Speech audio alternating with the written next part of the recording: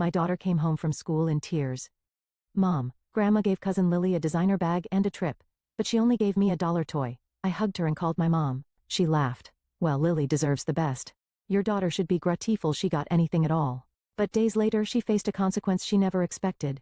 In the suburbs of Alexandria, Virginia, on a May morning filled with the fragrance of fresh greenery, colonial-style houses enclosed by white picket fences basked in the gentle morning sunlight.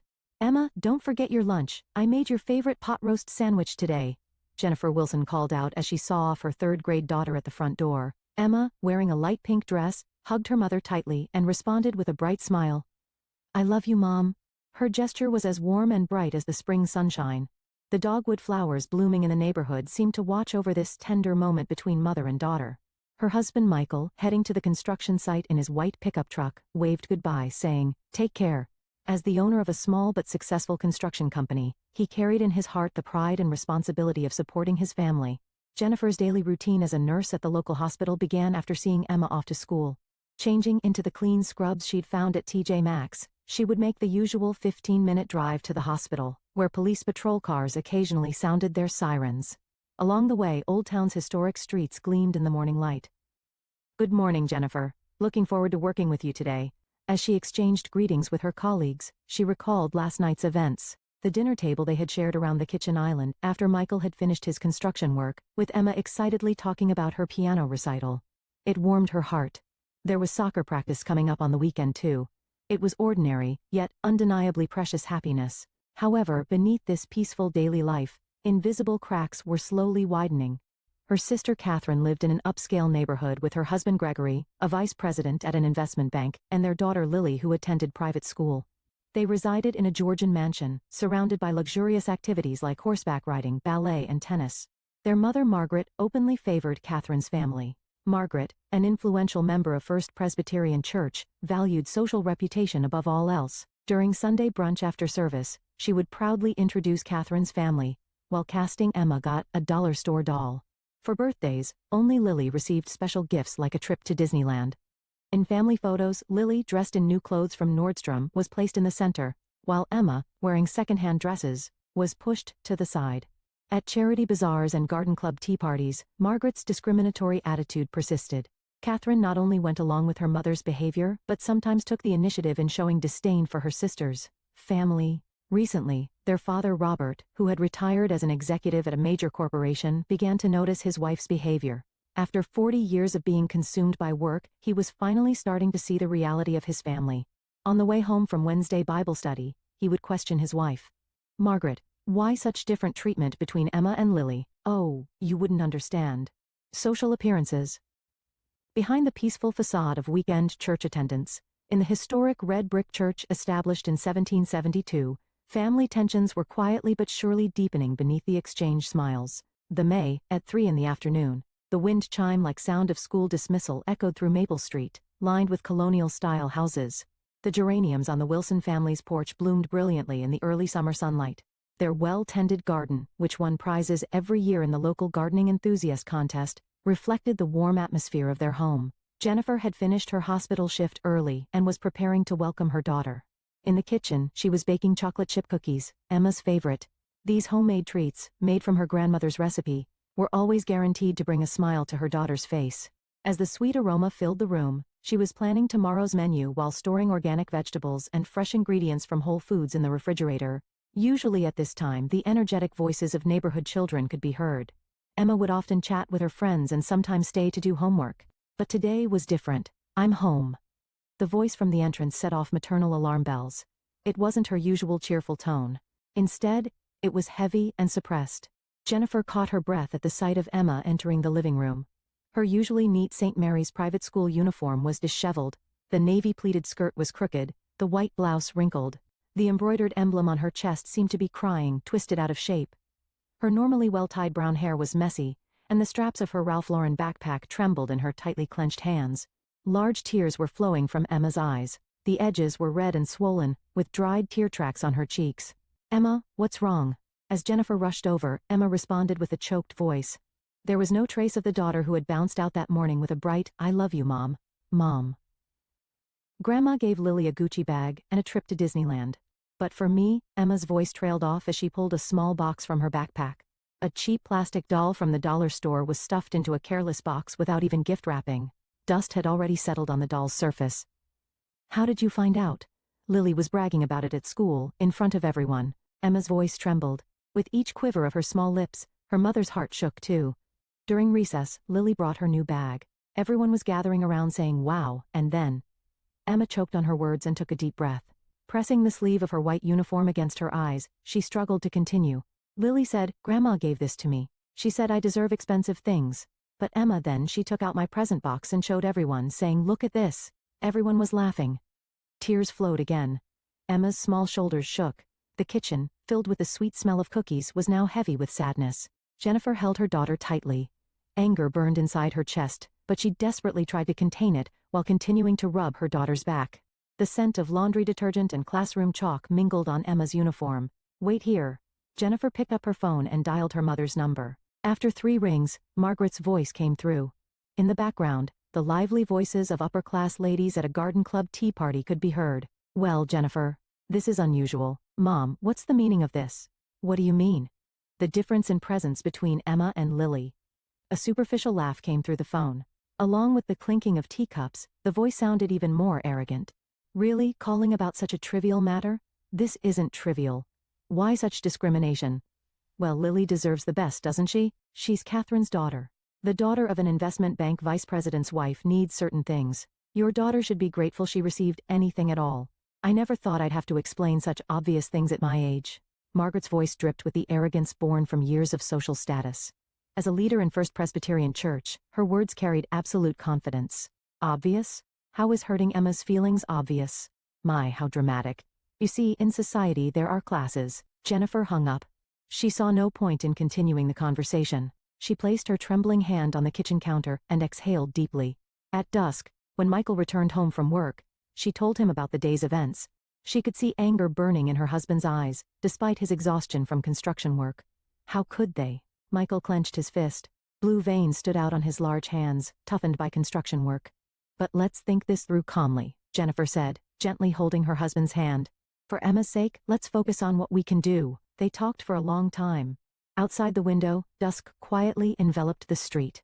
Beyond the white picket fence, children's laughter could still be heard. Sunday morning, the bells of First Presbyterian Church rang out over the quiet town. Early summer sunlight poured onto the white steeple, and stained glass windows cast rainbow-colored light onto the floor. This church, with over 2 centuries of history, had long been the spiritual pillar of Alexandria's upper society. The red brick walls bore the marks of generations of faith. "Emma, are you okay?" Jennifer called out to her daughter, who sat quietly in the back seat. Usually this was when Emma would eagerly talk about Sunday school. But today she only sighed deeply. Though her navy dress was worn properly, her expression still bore heavy traces of yesterday's events. She nervously clutched the edge of her white-collared blouse, which her mother had carefully ironed late into the previous night. The church parking lot was already filled with cars. Among the Mercedes and BMWs, the Wilson's practical Toyota took up a modest space. Michael gently stroked Emma's hair, whispering, "It'll be all right." With Memorial Day approaching, the church entrance was decorated with American flags and seasonal flowers arranged by the ladies. Petunias and geraniums sparkled brilliantly in the morning light. "Good morning, Jennifer." At the church entrance, Catherine, dressed in a Burberry dress, greeted her with a superficial smile. A new Cartier necklace gleamed at her throat.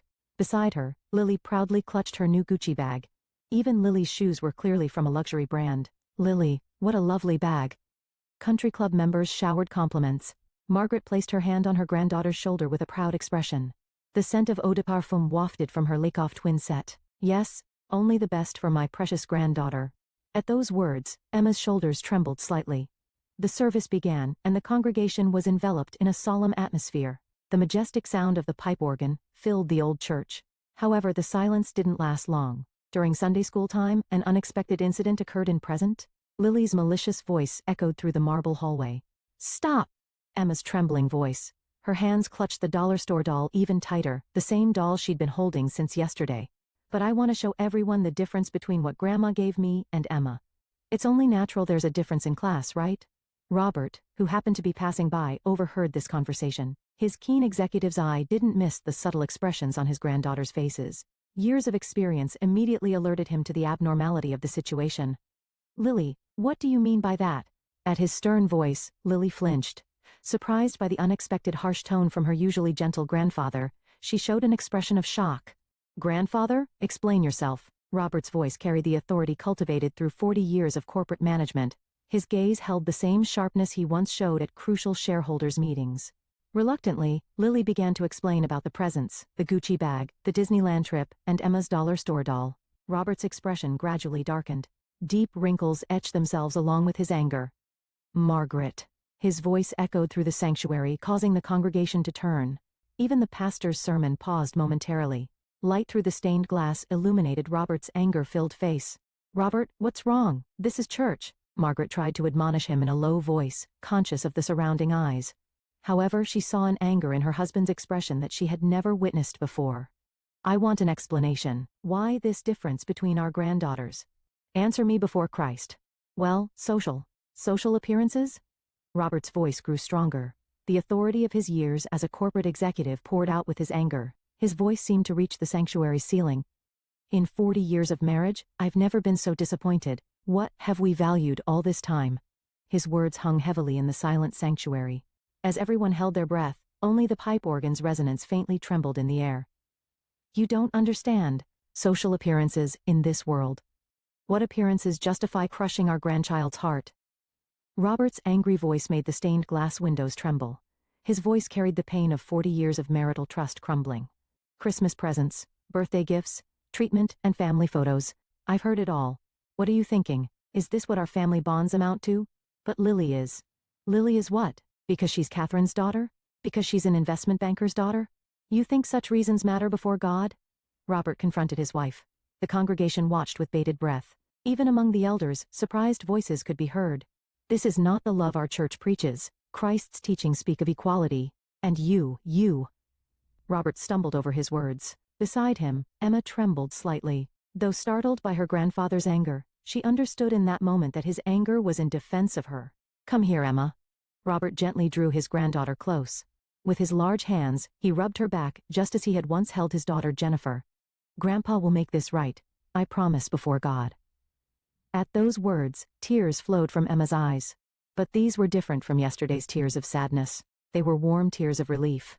Margaret, unable to bear the surrounding looks of condemnation, left the sanctuary. The sound of her Christian Dior heels clicking hurriedly on the marble floor echoed. In her retreating figure, one could almost hear the sound of her long-built social prestige crumbling. From that Sunday, Margaret Thompson's world began to collapse like falling dominoes. First, her position at First Presbyterian Church changed completely. The influence she had built up over 40 years crumbled in an instant. Margaret, about this year's charity bazaar. Elizabeth Montgomery, the Women's Association president, continued awkwardly. We've decided to review the selection of officers. Margaret immediately understood the meaning. She would lose her position as general manager of the charity bazaar, a role she had held for 20 years. I see. Margaret responded, desperately trying to keep her voice from trembling. But even at that moment, various rumors were flying through the church hallways. At Sunday services, her once close friends now pretended not to see her. During choir practice, no one would sit next to her. An invisible wall had been built around Margaret. Elizabeth, about next week's bridge club. I'm sorry. We've decided to limit membership starting this month. This was just the beginning. She received a notice of membership suspension from the Alexandria Garden Club. The club president's handwritten letter cited the membership dignity regulations. Margaret learned that the photographs of her garden, which she had carefully tended for 30 years, had been removed from the club's annual calendar. Her position at the country club also changed. She was no longer invited to the monthly tea parties, and the tennis courts were always supposedly fully booked when she tried to make reservations. Madam, regarding this year's Christmas party. It was a call from the Windsor family, long-standing pillars of society. Unfortunately, due to seating limitations this year, the meaning was clear. Changes occurred within the family as well. Catherine's family stopped showing up for Wednesday dinner. Mom, Lily's been acting strange lately. Catherine's voice on the phone had lost its former arrogance. At school, other children are treating her coldly. They're saying they don't want to become like Grandma. Margaret caught her breath. Learning that her actions had affected even her granddaughter's school life, her chest tightened. However, the most serious blow came from her husband Robert. Margaret, I think we should separate for a while. His voice, which had made difficult decisions in the executive suite many times, carried an unprecedented weight. I'm moving to the vacation house. You need time to seriously think about your actions. But Robert, this is non-negotiable. And Robert paused for a moment and took a deep sigh. I've decided to transfer most of our savings to Emma's education fund. Lily has plenty of assets already. This is what fairness looks like.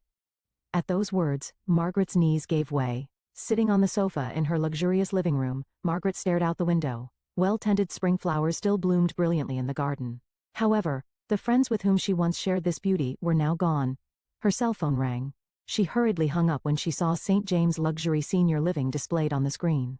The elegant retirement life she had dreamed of for years was now beyond her reach. Instead, brochures from an ordinary suburban nursing home lay on the table. The cover featured the tagline "Peaceful Living," but the facility photos were far removed from the graceful retirement she had envisioned. Oh Lord! Her prayer echoed emptily in the room. Under the crystal chandelier, the former queen of society was enveloped in complete solitude. The ticking of the clock seemed oddly loud. Margaret acutely felt that the wheels of her life had gone astray beyond the point of no return. Outside, the church bells were ringing. The bells announcing Sunday service had once been a symbol of pride for her. Now they were just sounds reminding her of all she had lost. Closing the curtains, Margaret shed truly remorseful tears for the first time in the darkened room. These weren't tears for losing her social status. They were tears for the irreparable mistake of hurting her granddaughter's pure hearts. A year later, in spring, a new season had come to Alexandria once again. In the Wilson family's yard, Emma was practicing soccer with her friends. Now 9 years old, she had grown much stronger than before. "Nice shot!" neighbors called out from beyond the white picket fence. In the same place where she was once secretly scorned as the construction worker's daughter, everyone now offered warm greetings. "Emma, snack time." Jennifer appeared with homemade lemonade and cookies. The white ribbon in her hair swayed in the spring breeze. "Mom, in class today, we wrote essays about what makes me proud," Emma began, nestling close to her mother. "I wrote about my hardworking mom, my dedicated dad, and my honest grandpa." Those words brought tears to Jennifer's eyes. Meanwhile, at Maple Garden, an ordinary nursing home in the suburbs, Margaret was living a completely different life. In stark contrast to her former luxurious reception room, she now had a simple 6-tatami mat-sized private room. By the window sat pots of geraniums she grew herself. Though there were no expensive vases, the flowers showed unmistakable vitality. "Mrs. Thompson, it's time for the gardening club." Margaret slowly looked up at the caregiver's voice. "Yes, thank you." Anyone who knew her from her glamorous social days would be shocked by her appearance. Her designer clothes were stored away, replaced by ordinary department store wear. Yet her expression held a strange serenity. "Grandma." Sunday afternoon. Emma and Lily visited Margaret's room. Their relationship was slowly healing after that incident. "Emma? Lily?" Margaret gazed at her granddaughters. The discriminatory look from before was gone. "Look, Grandma, Emma and I started taking ballet classes together," Lily reported happily. Her life, which until last year had been filled with expensive activities like horseback riding and tennis, had changed significantly. "That's wonderful." These words carried genuine warmth, unlike her former superficial praise. "Grandma, look at this." Emma held out a photograph from her recent school music festival. "I won first place in the piano recital." "Oh my." Margaret took the photo with slightly trembling hands. She could now genuinely rejoice in the growth of the granddaughter she had once neglected. That's wonderful." The emotion in those words was pure grandmother's love. Robert, still living separately, visited Margaret once a month. Today, too, they sat quietly talking on a garden bench. "Emma's education fund is being managed well." "Yes, thank you. You've changed." "Yes, but perhaps too late." Robert nodded silently at Margaret's words. Margaret was rarely seen at church anymore. Instead, she quietly prayed in the nursing home's small chapel. There were no elaborate stained glass windows or majestic pipe organs. Yet in this simple space, she was beginning to understand the true meaning of prayer for the first time. Catherine had changed too. She gave up her mansion in the upscale neighborhood and chose a more modest lifestyle. Style. "Mom's situation made me think," she candidly told her sister Jennifer. "How foolish we were, living for appearances and pretense." Early summer breezes wafted through Maple Gardens grounds. As Margaret watched her granddaughters leave, she reflected. She had lost much: social status, luxurious lifestyle, and most importantly, daily life with her husband. But she had gained something too. Genuine relationships, honest emotions, and most importantly, true family bonds. Lord. Margaret looked up at the twilight sky through her small window. "Thank you for letting me spend my final days with this understanding." The setting sun cast a gentle light into her room.